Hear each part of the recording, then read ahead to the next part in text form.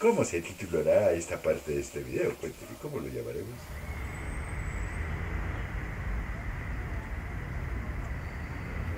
El paso efímero de Jorge Tadeo.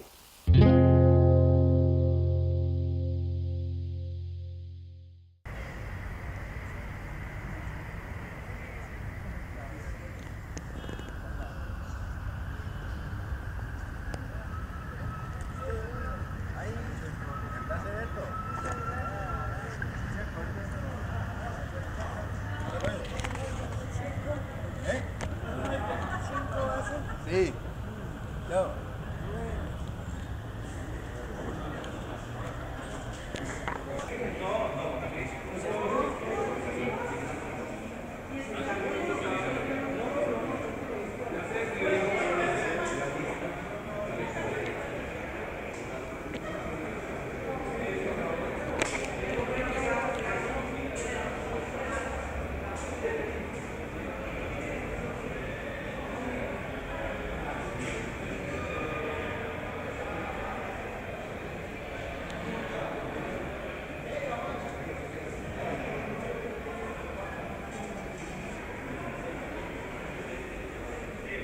Acabo de descubrir algo supremamente grave.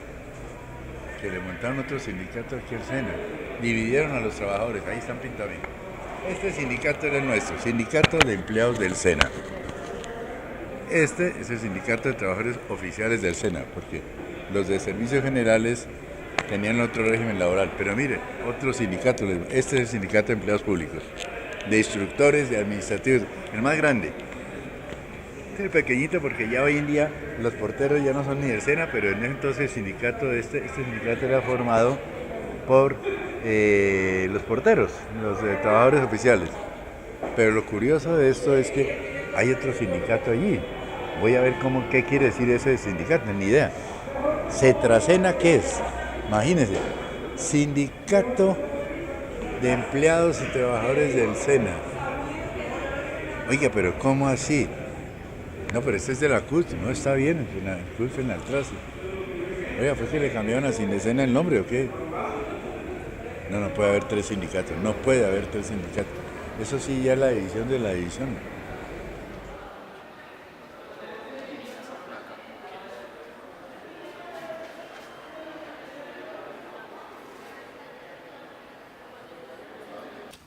Bueno, estaba tratando de ver si le buscaba algo.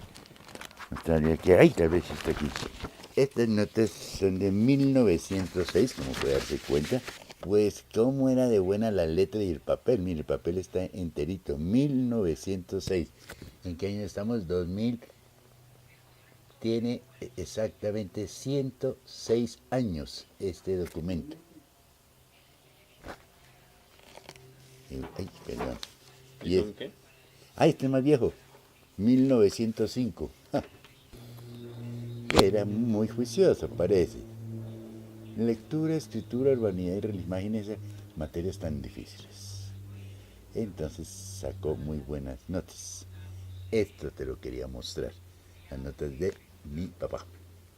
Bueno, ahora sí llamaré al sindicato de escena que me digan qué pasó. Los dividieron, los que pasó con esa gente.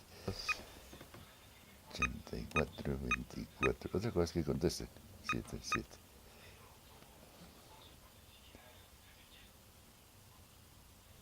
Ahí sí van a contestar.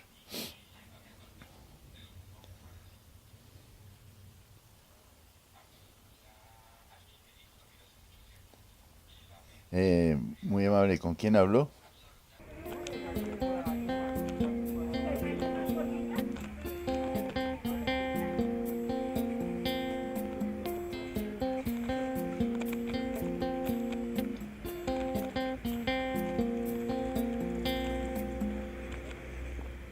Yo nací en una bella ciudad que no conocí.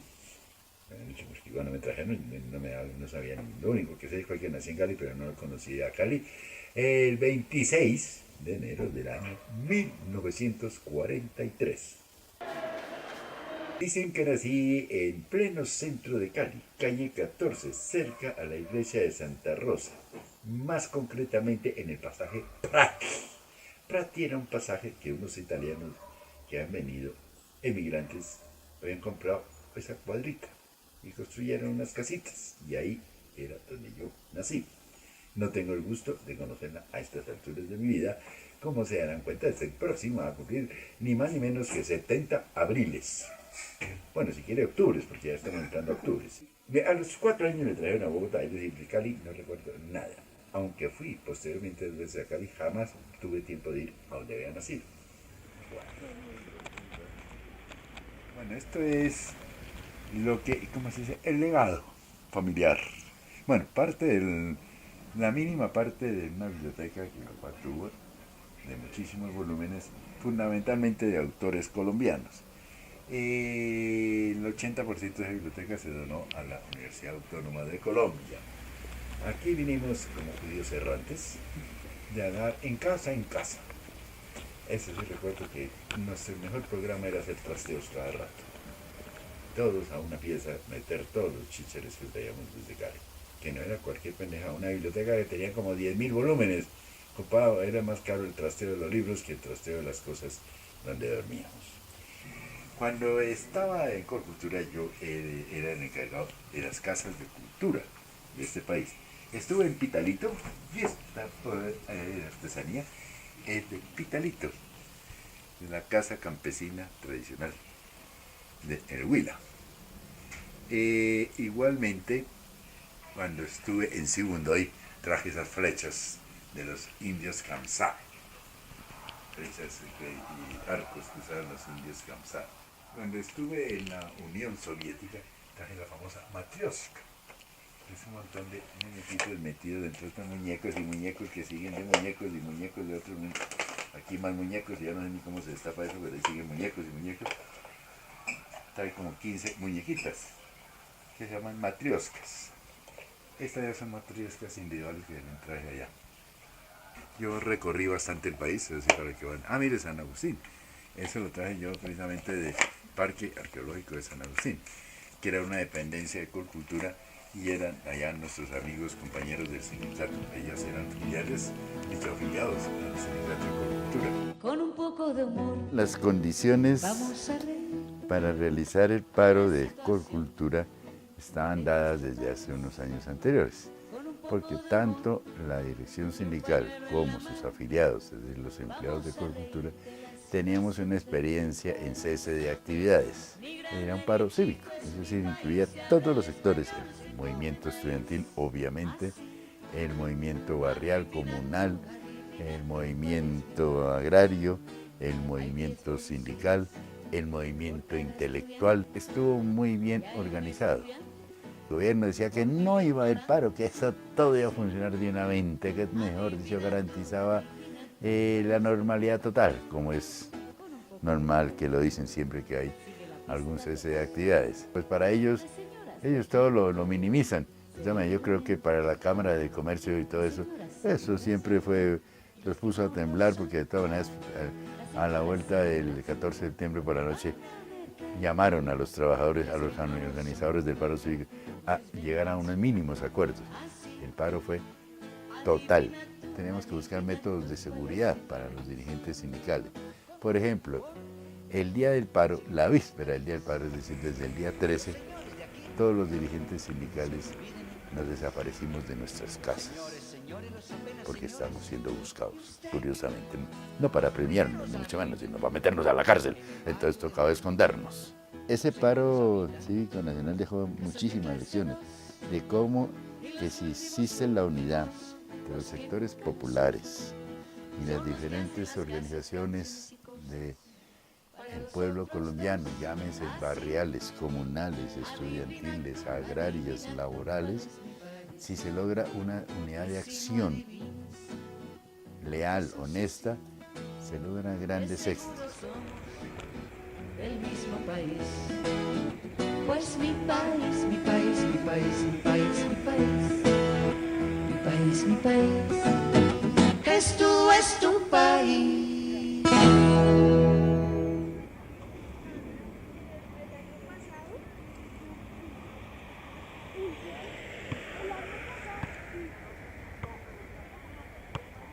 En este centro empecé trabajando en las bibliotecas y de este centro salí siendo instructor. aquí dicté yo mis primeras clases como instructor, ya casi para salir del SENA en el año 96, fui instructor de técnicas de comunicación y de lenguaje profesional. Y después fui instructor, pues ya en otros cenas de Bogotá, pero de otra parte. ¿Ah, sí? Sí, pues sí, porque Ah. nosotros vamos a mirar a ver ahora qué hay que hacer. Sí, ¿Ah, sí? No, pero ¿qué? Pues si no hay motivo de retiro, ¿para qué se va Sí, a ver? sí, También claro, es sí, cierto. señor, sí. De todas maneras sigue siendo una entidad muy importante de todas maneras. Sí, claro, claro. ¿Y usted está pensando hace como cuánto? 16. Uy, no. Todo trabajador colombiano que labora le aporta el 1%, el 2% de su sueldo aporta para sostener el SENA en este país. Es decir, el Estado no da ni un centavo para esto. Esto es un patrimonio de los trabajadores colombianos, tanto del sector privado como público. Por lo tanto, no debería estar usufructuándolo únicamente los grandes empresarios, tanto de las transnacionales como de los grandes empresarios nacionales. Esta es una entidad que patrimonio de todos los colombianos, todo trabajador colombiano le pertenece, aunque sea un pedacito de ladrillo de esta entidad, porque algo le han quitado durante sus años de trabajo en su vida laboral para el SENA, por un impuesto para fiscal, que es la única manera que se sostiene el SENA y se sostiene igualmente el Instituto Colombiano de Bienestar Familiar y las cajas de compensación. De aquí, de este centro de joyería, un profesor le robaba las joyas a los alumnos. De verdad.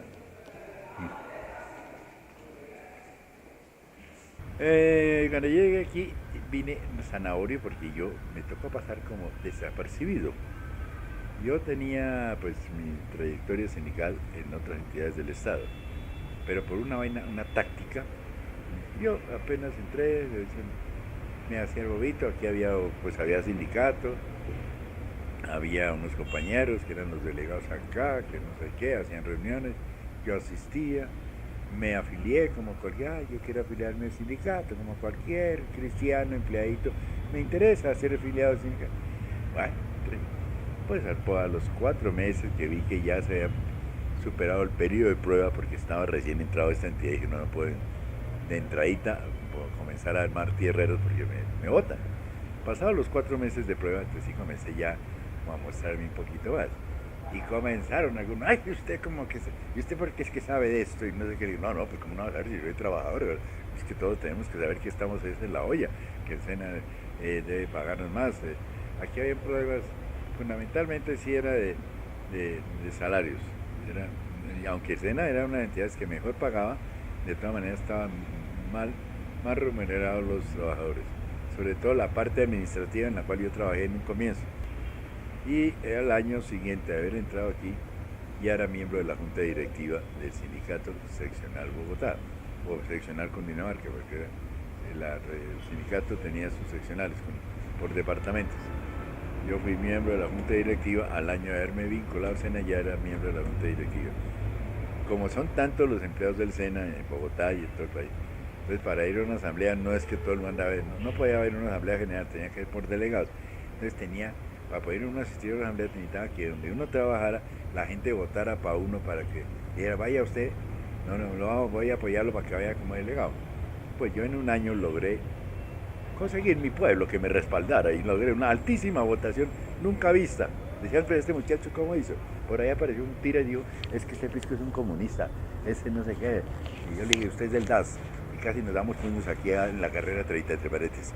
Y yo como que le hice un puñetazo y el pisco afortunadamente no se alteró, si no me hubiera matado porque el pisco era como cortito. Ahora yo fui un poco altanero, después muy educado, yo a los otros 2 días le pedí disculpas, le dije que era que él me había ofuscado.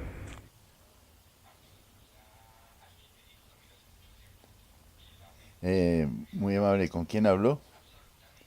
Mira, ¿hay algún directivo ahí de la subdirectiva? Ah, bueno, mira, es que yo trabajé en el SENA mucho tiempo y fui directivo sindical. Estuve en el... ¿Con quién hablo? ¿Con la secretaria? Patricia. Ah, bueno, es que me enteré, o mejor dicho, hace años no iba al SENA, porque yo hace como 20 años me pensioné, y estuve yendo por allá en el metalmecánico, al sur del SENA, y vi una cartera de otro sindicato. ¿Es que hay 3 ya o qué? No, ¿cómo así nos dividieron?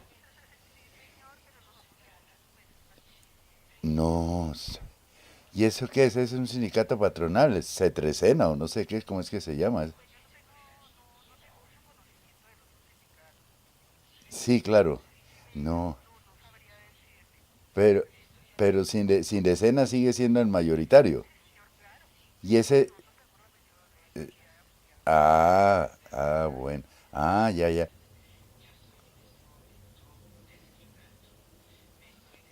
Estaba hablando con la Junta Nacional de Sindecena. Que sí, que los dividieron el secretario, entonces yo no entiende nada.